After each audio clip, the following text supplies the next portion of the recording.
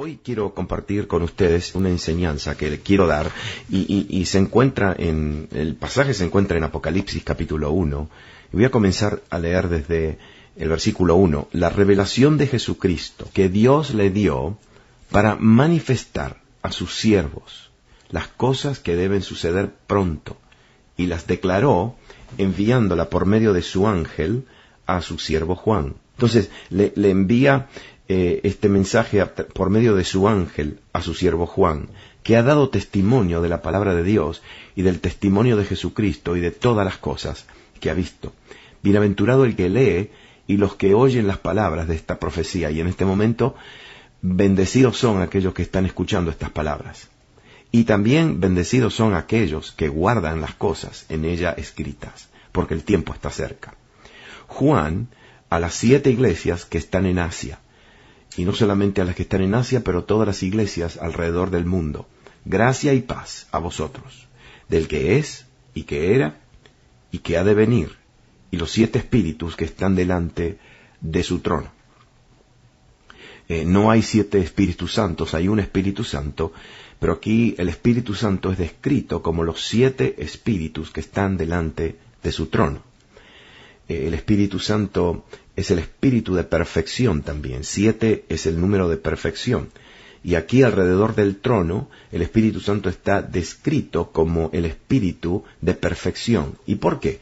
Porque todo lo que llega al trono de Dios debe ser perfecto. ¿Y qué significa eso? Eso significa que mi adoración, mi alabanza, mi oración, mi intercesión, mis palabras al Señor no son perfectas muchas veces, no son perfectas.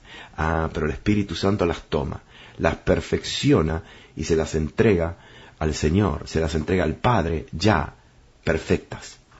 Entonces está en el trono los 7 espíritus de Dios, una manifestación del Espíritu Santo en su total perfección, y de Jesucristo, el testigo fiel, el primogénito de los muertos y el soberano de los reyes de la tierra, al que nos amó y nos lavó de nuestros pecados con su sangre, y nos hizo reyes y sacerdotes para siempre su Padre. A él sea gloria e imperio por los siglos de los siglos. Amén. Esta enseñanza tendrá 4 partes. En el día de hoy le voy a presentar 2 partes de lo que Juan vio, y en el día de mañana las últimas 2 partes, o 3 partes, perdón, de lo que Juan vio en el cielo. Juan, entonces, estando exiliado en la isla de Patmos. La isla de Patmos es una isla en el Mediterráneo, una isla muy solitaria, no hay agricultura en esta isla, no, es un peñón, una roca, y a Juan lo habían puesto ahí porque el Imperio Romano no quería ejecutarlo, no lo quería matar. Juan era ya anciano y era muy conocido, muy respetado, y Roma quería matarlo, pero en cambio de ejecutarlo públicamente, lo toman preso y lo dejan en la isla de Patmos para que se muera ahí. En esa isla no había hoteles, no había cafeterías, no había restaurantes. Esa isla había que arreglársela como sea. Una isla con cavernas, con lugares solitarios, y ahí Juan estaba, exiliado, solo, pero dice la palabra que estaba en el Espíritu en el día del Señor. Esto a mí me dice mucho porque el día del Señor, en el Nuevo Testamento, el día del Señor, y también en el Antiguo Testamento, el día del Señor describe todo lo que sucederá en los últimos días hasta la venida de Jesucristo, y la venida de Jesucristo también. Entonces, el día del Señor es todo el tiempo que tiene que ver con la venida de Jesucristo. Ahora, fíjese bien, hace 2000 años atrás, Juan estaba en el Espíritu en el día del Señor, en el día en que Jesús volverá. Pero Jesús todavía no ha retornado. Pero Juan estaba en el Espíritu. Es decir, él estaba viendo y estaba experimentando todo lo que sucederá en el futuro. Eso es lo que significa. Mire, vivir en el Espíritu no hay calendarios, no hay tiempo, no hay pasado, presente y futuro. y en el espíritu nosotros podemos percibir cosas que sucederán.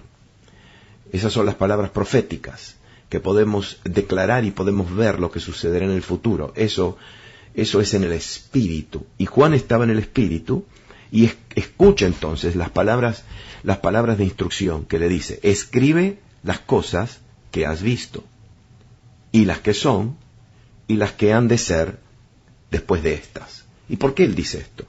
Porque él está escribiendo ya esta carta después de que vuelve, después de que termina con toda su experiencia en la isla de Patmos. Entonces él está escribiendo ya lo que experimentó en esa isla. Y las instrucciones fueron exactas. Escribe las cosas que has visto. Es decir, escribe todo lo que vistes en esta experiencia. Y también dice, escribe todas las cosas que son. Es decir, escribe todas las cosas que están sucediendo en este mismo momento. En ese momento, la iglesia de Jesús, la iglesia del Señor en Asia, estaba pasando por una gran persecución. Gran persecución.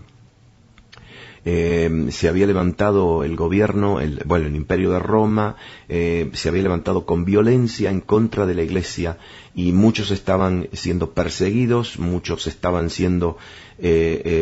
perdiendo sus bienes, estaban perdiendo sus casas, sus trabajos, y muchos estaban siendo martirizados, estaban perdiendo sus vidas. Entonces, el ángel le dice: escribe estas palabras a las iglesias que están ahora.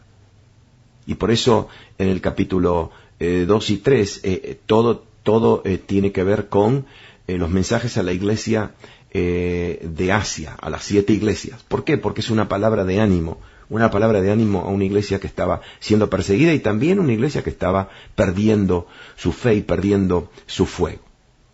Entonces, la instrucción de Juan es escribir lo que ha visto en toda la experiencia. El cielo se abrió. Él fue llevado al cielo y vio todo lo que estaba sucediendo en el cielo. También, cuando vuelve de esta experiencia, tiene que escribir todo lo que está sucediendo ahora, con una palabra del cielo para la iglesia en ese momento. Y también tiene que escribir las cosas que sucederían después. Es decir, tiene que escribir todo lo que sucedería en el futuro.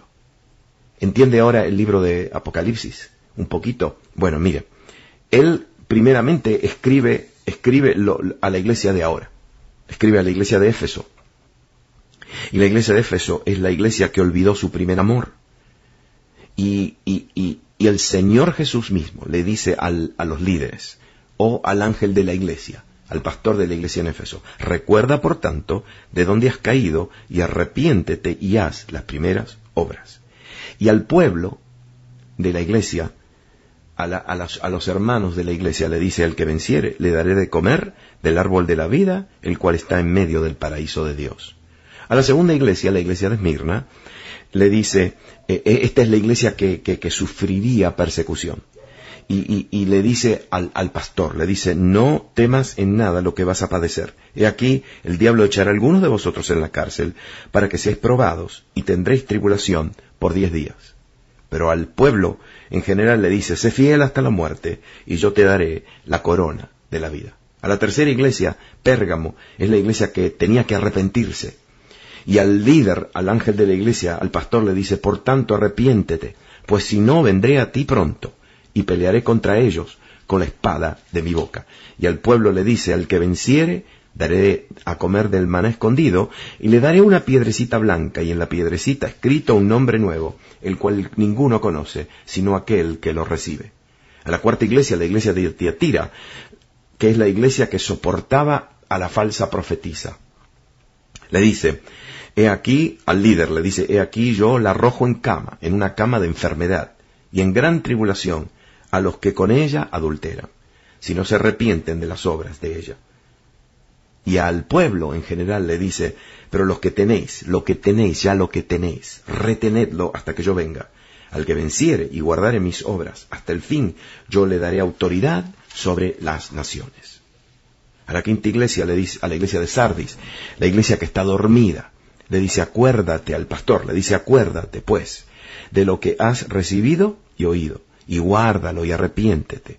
Pues si no velas, vendré sobre ti como ladrón y no sabrás a qué hora vendré sobre ti. Y al pueblo, a la iglesia en general de Sardis, le dice: el que venciere será vestido de vestiduras blancas, y no borraré su nombre del libro de la vida, y confesará su nombre delante de mi Padre y delante de sus ángeles.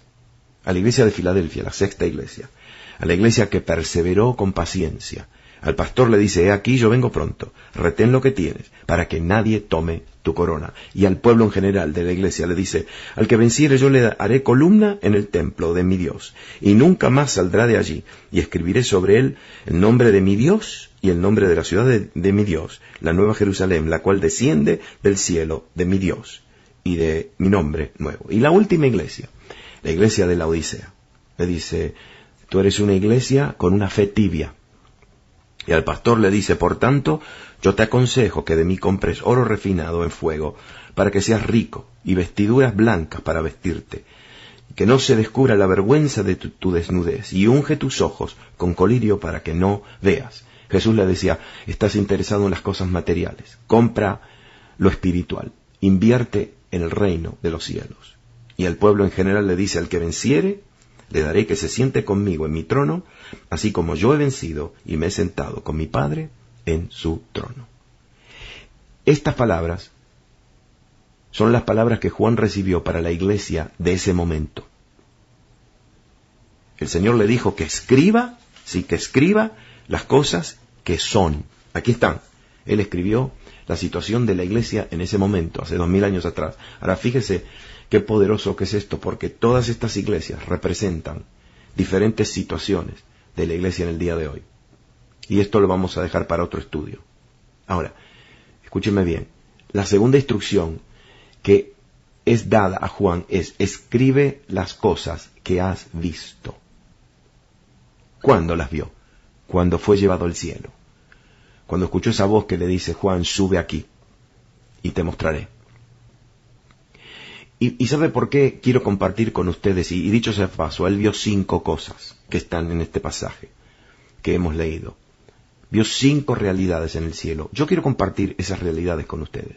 Y en este día quiero compartirles las últimas 3 realidades que Juan vio en el cielo. La primera fue que Dios está en su trono y Él es el soberano.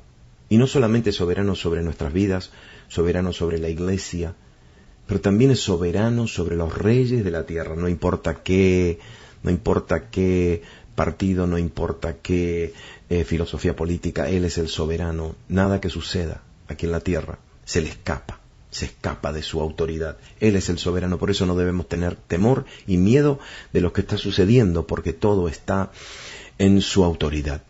Lo segundo que él vio fue que Dios nos ama.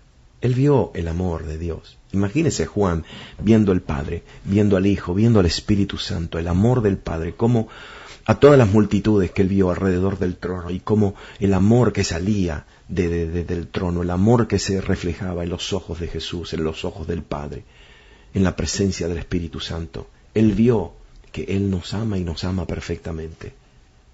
Tercero, Él vio que nuestros pecados han sido perdonados. Mire, cuando Él vio a ese cordero como inmolado, aquel que todavía tiene marcas en sus manos, aquel que todavía tiene esas marcas del sacrificio en la cruz, Él vio aquel que nos amó y aquel que nos ha lavado con su sangre. Mire, Hebreos capítulo 9 dice que casi todo es purificado según la ley con sangre, porque sin derramamiento de sangre no se hace remisión.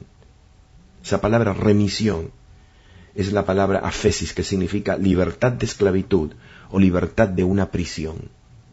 Es cuando a un prisionero le dan la carta para que salga libre porque ha pagado con su condena. Y nosotros, por el derramamiento de la sangre de Cristo, no solamente hemos sido perdonados, pero hemos sido libertados de la esclavitud al pecado y libertados de la muerte eterna, de la prisión eterna que tienen aquellos que no han sido lavados con la sangre. Nosotros hemos sido lavados con la sangre de Jesucristo. Juan estaba mirando esa realidad y ahora está escribiendo esto para que nosotros sepamos que esa es la realidad del cielo.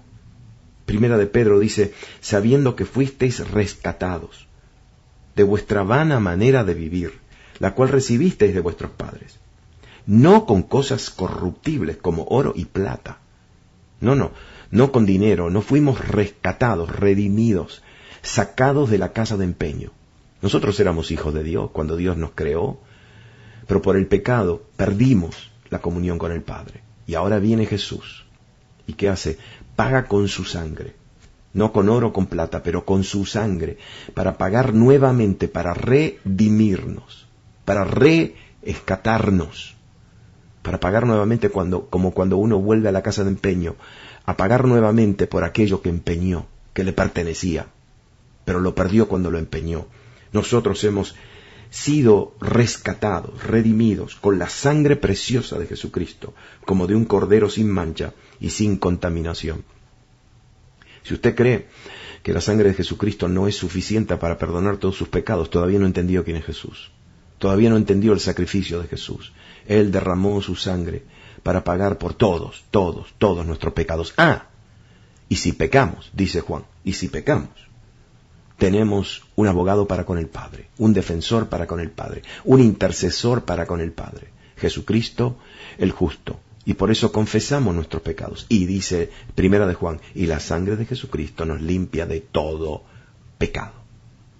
Ese es el poder de la sangre de Jesucristo. Nuestros pecados han sido perdonados. Tenemos esa confianza que si pecamos, nos arrepentimos y la sangre nos limpia nuevamente y nos seguirá limpiando. Esa es la tercera realidad. La cuarta realidad es que somos llamados a servirle. Sí, ¿por qué? Porque Él nos hizo reyes y sacerdotes. Juan vio que Él nos hizo. Juan vio lo que el Padre hizo con nosotros, por la sangre de Jesucristo. No solamente nos lavó con la sangre, pero nos hizo, nos formó y nos hizo de nosotros reyes y sacerdotes. Hebreos 9 dice así, mire, cuánto más la sangre de Cristo, el cual mediante el Espíritu Eterno se ofreció a sí mismo sin mancha a Dios. Cuánto más la sangre de Jesucristo limpiará vuestras conciencias de obras muertas para que sirváis al Dios vivo. Espere, porque le voy a explicar esto es importante. Servir al Dios vivo. Esa palabra servir es la palabra de la cual nosotros sacamos la palabra idolatría. Es la palabra latría. Eso es servir. ¿Y por qué idolatría? Porque idolatría significa servir a un ídolo. Ídolo, servicio. Claro, mucha gente adora a un ídolo o sirve a un ídolo que está muerto. Por eso aquí Hebreos dice que nosotros hemos sido lavados con la sangre de Jesucristo y nuestras conciencias de obras muertas para que le sirvamos no a un Dios muerto, a un Dios vivo. A un Dios vivo, que esta palabra latría, que no sea idolatría, pero que sea un servicio, una latría a un Dios viviente. ¿Es vivo el espíritu que usted adora? ¿Es vivo el Dios que usted adora? El nuestro está vivo y reina para siempre. Y nosotros le servimos. ¿Le servimos con qué? Le servimos con nuestros dones, con nuestros talentos. Nuestro Dios nos ama. Nuestro Dios tiene autoridad. Nuestro Dios también nos ha perdonado, pero ahora nos llama a servirle. Y nos llama a servirle con todos nuestros talentos. A cada uno de nosotros Dios nos ha dado talentos maravillosos. Talentos maravillosos para que sirvamos. Y no solamente le sirvamos a Él, pero ¿sabe qué? Servir a nuestro prójimo, servir a nuestro hermano, a nuestra hermana. Hay dones que Él le ha dado a cada persona. Y por eso lo debemos usar, dones de profecía, de administración, de enseñanza, de exhortación, que significa de animar, don de dar, don de servir, dones de misericordia. Esos son los dones, y con eso le servimos a Dios, sirviendo a nuestro prójimo. Y la quinta realidad es que Él vio que nosotros vivimos para la gloria de Dios. En el cielo, Él vio que todo lo que sucedía en el cielo era todo para la gloria de Dios. Esa es la realidad, en el cielo y también en la tierra. Pablo dice en 1 Corintios 10, si pues coméis o bebéis, o hacéis otra cosa, cualquier cosa, hacedlo todo para la gloria de Dios. Para que Dios diga, Ese es mi hijo amado, esa es mi hija amada, en la cual yo tengo contentamiento, complacencia. Cuando yo hago algo que lo complace a Él, lo estoy haciendo para su gloria. Saben que cuando nosotros lo veamos, vamos a recibir nuestras coronas, nuestras recompensas. Los libros serán abiertos. Cada vez que hemos hecho algo para su gloria, recibiremos una corona. Pero esa corona no será para nosotros. Nosotros tomaremos nuestras coronas y las pondremos a los pies de Jesús, para su gloria. Todo lo que hemos hecho para su gloria hoy, se lo daremos a Él por toda la eternidad. Quiero decirle algo muy serio. Habrá muchos creyentes que serán salvos, pero no tendrán muchas coronas, porque lo que han hecho no lo hicieron para la gloria de Dios. Lo hicieron para su conveniencia. Lo hicieron porque es por esta razón y por la otra razón, o por obligación, pero no para la gloria de Dios. El creyente todo lo que hace lo hace para la gloria de Dios, para que Dios sea complacido. Estas son las realidades. Primero, Dios está sentado en su trono. Segundo, Él nos ama. Tercero, nos ha limpiado con su sangre. Cuarto, nos ha llamado para servirle a Él. Y último, la última realidad, todo para su gloria. Todo para su gloria. Esa es la realidad de su vida en este momento. Esa debe ser nuestra realidad. Yo hoy intercedo y oro para que el Espíritu Santo le revele esto, para que no simplemente vea la realidad de la tierra, pero que vea la realidad del cielo. Él tiene autoridad sobre todas las cosas. Él nos ama. Él nos ha perdonado. Él nos ha llamado para servirle. ¡Qué privilegio! Y Él nos dice que vivamos todo para su gloria.